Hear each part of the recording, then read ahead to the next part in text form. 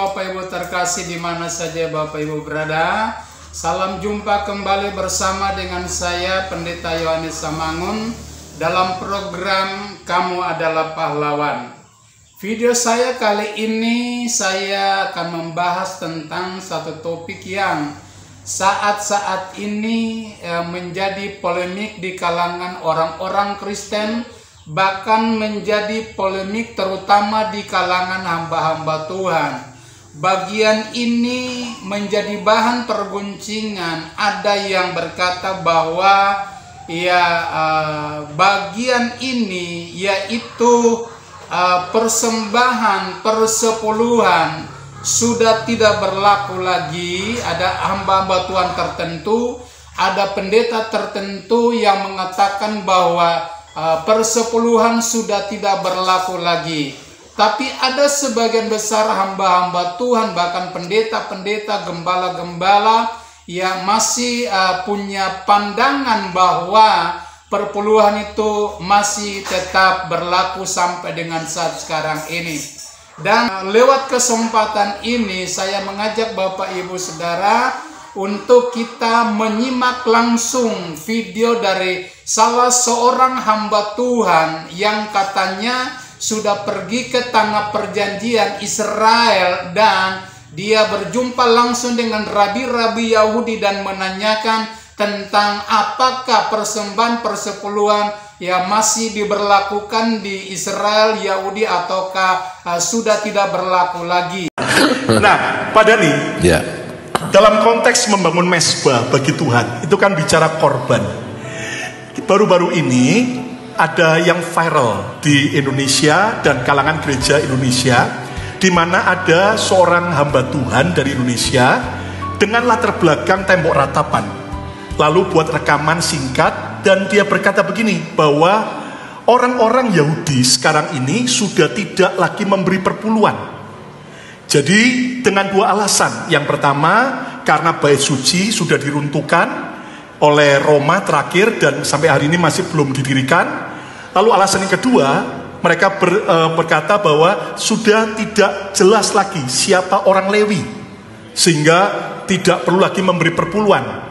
Dan sampai hamba Tuhan ini berani berkata, cobalah tanya sama orang-orang rabi-rabi Yahudi di Israel, bahwa ternyata mereka sudah tidak lagi memberi perpuluhan. Nah, kita tentunya tidak perlu emosi atau apa, tapi Pak Dhani sebagai seorang tour guide senior Israel, bahkan juga masih menghidupi agama Yahudi, apakah benar bahwa persembahan perpuluhan sudah tidak lagi dilakukan oleh orang Yahudi sampai hari ini? Masih tetap sama. Masih tetap sama, bukan korban. Korban tidak ada benar. Sesudah bait suci yang kedua hancur oleh Jenderal Romawi Titus, sudah tidak ada korban karena tidak ada mezbahnya, tidak ada bait suci, tidak ada mezbahnya, belum ada. Oh, jadi korban binatang yang disembelih, domba, kambing itu sudah nggak ada lagi karena bait suci nggak ada. Mezbahnya juga tidak ada karena korban harus di mezbah. Ya, seperti kita tahu cerita di mana kolam Betesda. Kolam Betesda kenapa? Karena bawa korban, cuci korban, mentahirkan di korban, bawa ke halaman bait suci di mana mezbah. Tidak ada mezbah, tidak ada imam besar yang bisa mengkorbankan korban. Ya, untuk ini tidak ada, tapi persembahan tetap ada dari dulu sampai sekarang ini. Masih tetap harus orang Yahudi kasih persepuluhan dari income-nya, apapun income-nya. Sama juga hasil pertanian, ya, buah-buahan, gandum, jelai, sayur-sayuran, apapun dia beruntung, dia harus bagi, jangan beruntung sendiri. Dan itu juga kita bilang matan baseter, memberi dengan diam-diam.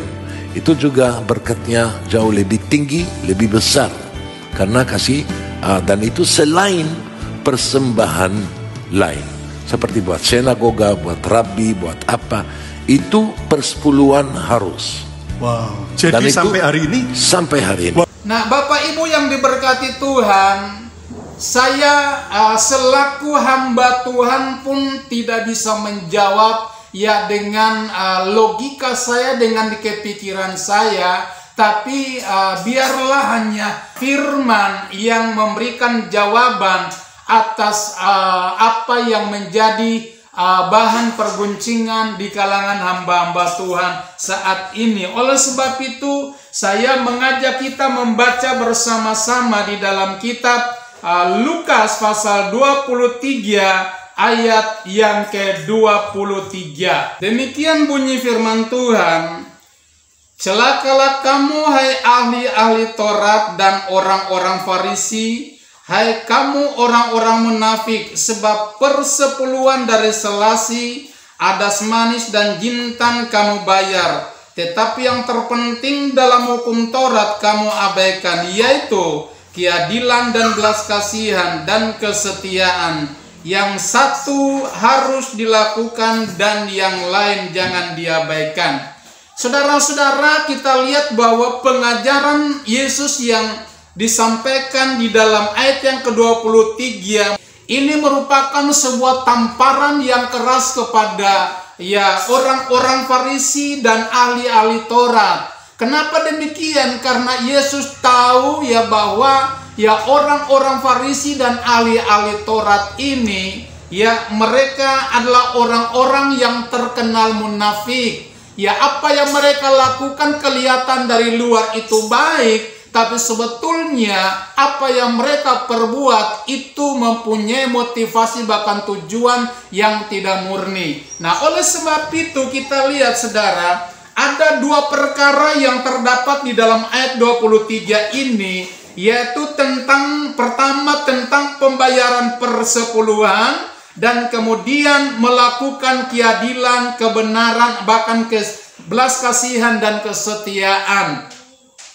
Ayat ini menjadi dasar bagi sekelompok hamba Tuhan berkata bahwa perpuluhan itu atau sepersepuluh itu sudah tidak berlaku lagi. Karena yang terpenting dalam kitab Taurat itu adalah belas kasihan, kemudian yang kedua adalah kesetiaan, dan yang ketiga adalah keadilan.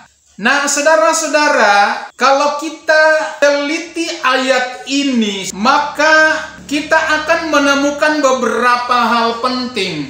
Bahwa perpuluhan atau sepersepuluh itu bukan ditiadakan atau bukan dihentikan, tidak. Itulah sebabnya di bagian yang akhir itu dia berkata bahwa yang satu harus dilakukan dan yang lain jangan diabaikan. Artinya perpuluhan atau sepersepuluh tetap dilakukan, tapi kesetiaan, kemudian belas kasihan, dan kemudian yang lainnya itu tidak boleh diabaikan. Keadilan tidak boleh diabaikan. Kenapa? Karena keadilan, belas kasihan, dan kesetiaan itu sama-sama penting di hadapan Tuhan. Nah, Bapak Ibu saudara-saudara, sama-sama penting. Jadi bukan berarti bahwa yang terpenting dalam hukum Taurat itu dilakukan sementara, sepersepuluh itu diabaikan atau dihentikan, tidak. Nah, Yesus punya alasan. Kita lihat kecaman Yesus ini sangat tajam dan punya alasan. Dan kita lihat saudara, ada 3 alasan yang terdapat dalam ayat ini. Kenapa Yesus mengecam mereka? Karena pertama, Yesus tahu persis bahwa ahli-ahli Taurat dan orang-orang Farisi adalah orang-orang yang munafik. Kemudian yang kedua, apa yang mereka lakukan dan perbuat itu mereka buat untuk mencari nama. Mereka lakukan itu supaya dipandang orang baik. Dan kemudian yang ketiga, saudara, ahli-ahli Taurat dan orang Farisi ini mengabaikan keadilan, belas kasihan, dan kesetiaan. Oleh sebab itu, kecaman Tuhan yang begitu tajam kepada orang-orang Farisi ini karena mereka tonjolkan pembayaran akan perpuluhan, tapi mereka mengabaikan kesetiaan, belas kasihan, bahkan keadilan itu sendiri.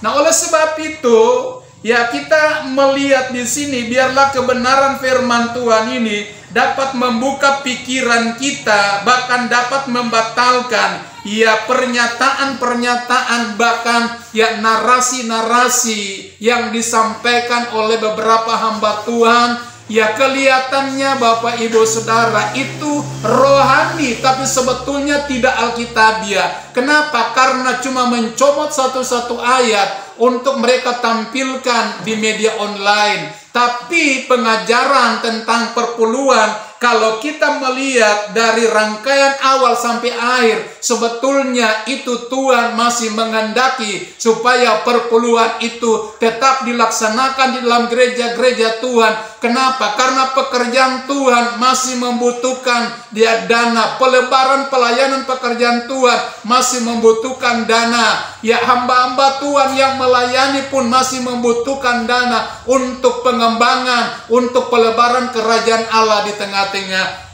bumi atau di Indonesia ini. Nah, kita lihat Bapak Ibu Saudara, satu ketika Yesus dan murid-muridnya, ada orang-orang Farisi juga datang dan bertanya kepada Yesus bahwa, "Rabi, apakah kita boleh membayar pajak kepada Kaisar?" Nah, untuk lebih jelasnya kita baca dalam kitab Matius 22 ayat yang ke-20.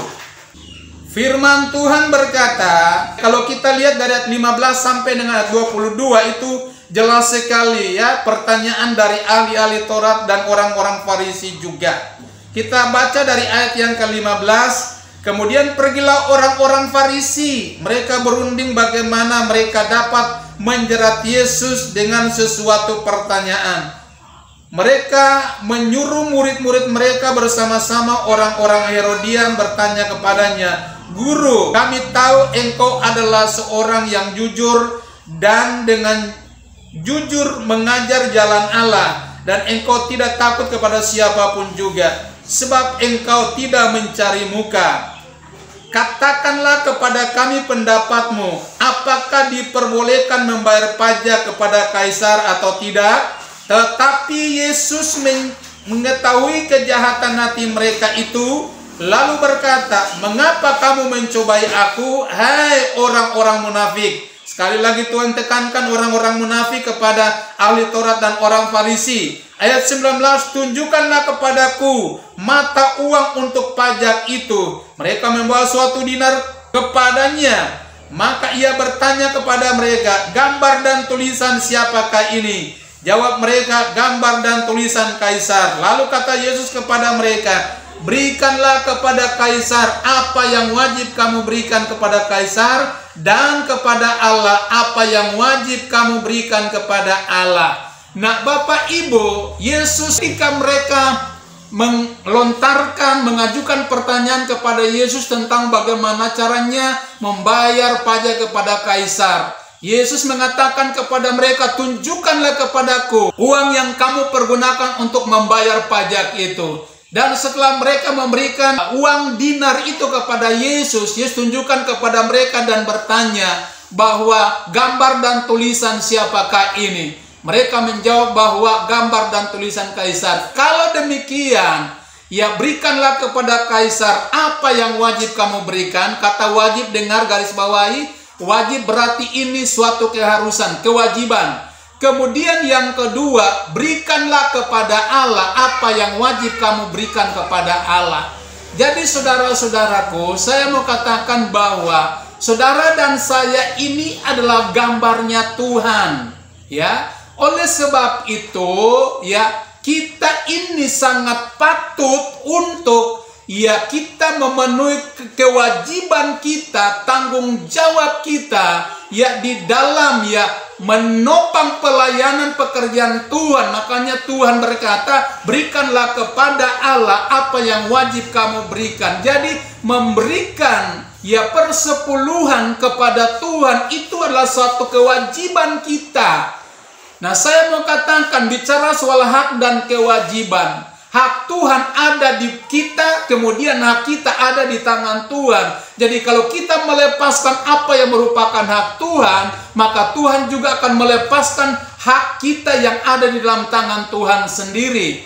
Nah, kita harus pahami ini secara baik dan benar Bapak Ibu, supaya kita tidak salah menafsirkan ayat-ayat ini ya dengan logika atau dengan pemikiran kita sendiri. Nah, saya mau katakan yang mengacu kepada pernyataan seorang hamba Tuhan yang berkata bahwa sudah bertanya kepada rabi-rabi Yahudi, dan rabi-rabi Yahudi berkata bahwa perpuluhan sudah tidak berlaku lagi. Saya mau katakan rabi-rabi Yahudi bukan menjadi patokan bagi kita, tapi yang menjadi patokan bagi kita adalah pengajaran firman yang tercantum di dalam Alkitab. Kalau kita yang menggali, maka kita pasti menemukan rahasianya. Dan kemudian Bapak Ibu Saudara, kita lihat dalam kitab Lukas 16 ayat yang ke-11 dan 12. Dikatakan, jadi jikalau kamu tidak setia dalam hal mamon yang tidak jujur,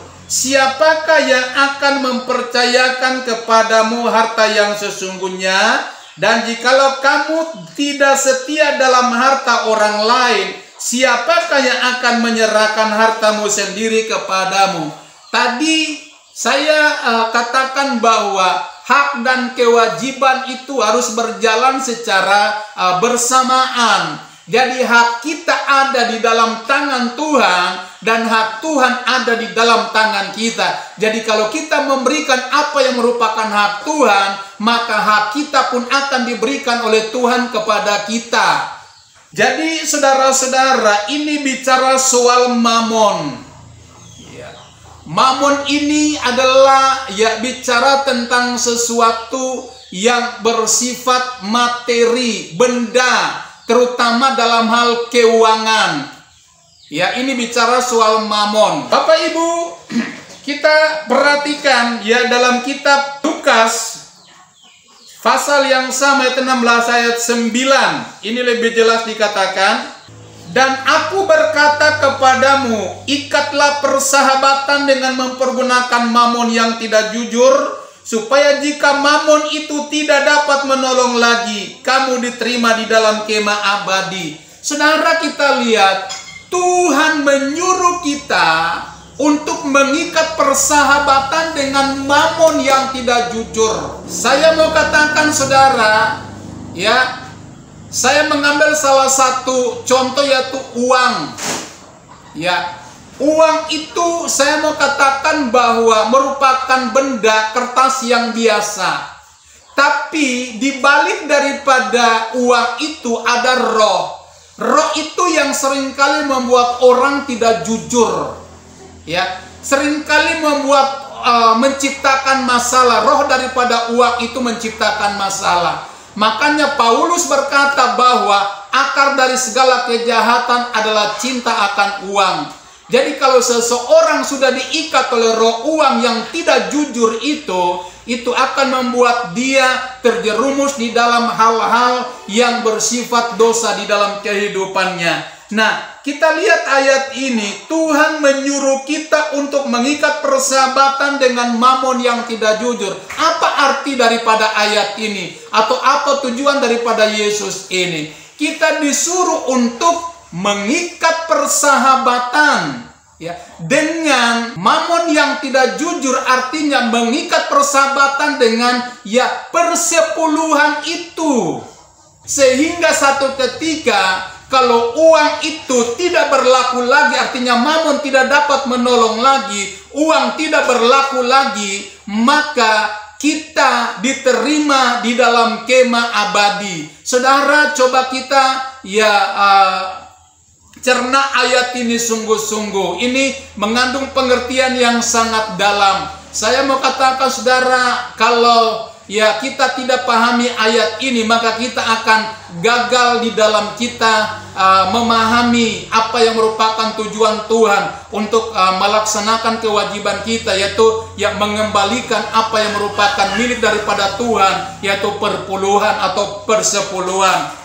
Jadi Tuhan berkata saudara di sini bahwa kalau mamon itu tidak dapat menolong lagi, kita diterima di kemah abadi. Jadi pemberian kita perpuluhan atau 1/10 itu juga punya pengaruh dalam kehidupan kita untuk kita bisa terima di kemah abadi atau di tempat kediaman kita di dalam kerajaan sorga yang sudah disediakan oleh pribadi Tuhan Yesus Kristus. Ya, jadi ini juga menentukan kita diterima atau tidak diterima di dalam kemah abadi kita masing-masing. Oleh sebab itu, biarlah ya penyampaian pengajaran ini sederhana, tapi biar ya membuka wawasan kita, memberikan pengertian kepada kita, supaya kita pahami betul bahwa sampai dengan saat ini ya di Yahudi atau di Israel, ya persembahan lain yaitu sudah tidak berlaku. Contohnya persembahan tentang korban, ya binatang dan lain-lain sudah tidak berlaku lagi, karena sudah diganti dengan korban yang sesungguhnya, yaitu pribadi daripada Tuhan Yesus Kristus. Dan yang masih berlaku sampai dengan saat ini adalah persembahan sukarela, persembahan khusus, bahkan persembahan 1/10. Pertanyaannya adalah, apakah pembayaran perpuluhan masih berlaku? Jawaban saya sederhana, berdasarkan pengajaran firman Tuhan ini, perpuluhan ialah milik Tuhan, masih berlaku sampai akhir daripada dunia ini, saudara. Puji nama Tuhan, biarlah firman ini menjadi berkat dan kekuatan. Dan akhir video ini saya mengajak Bapak Ibu jangan lupa like, share, komen, serta subscribe video ini.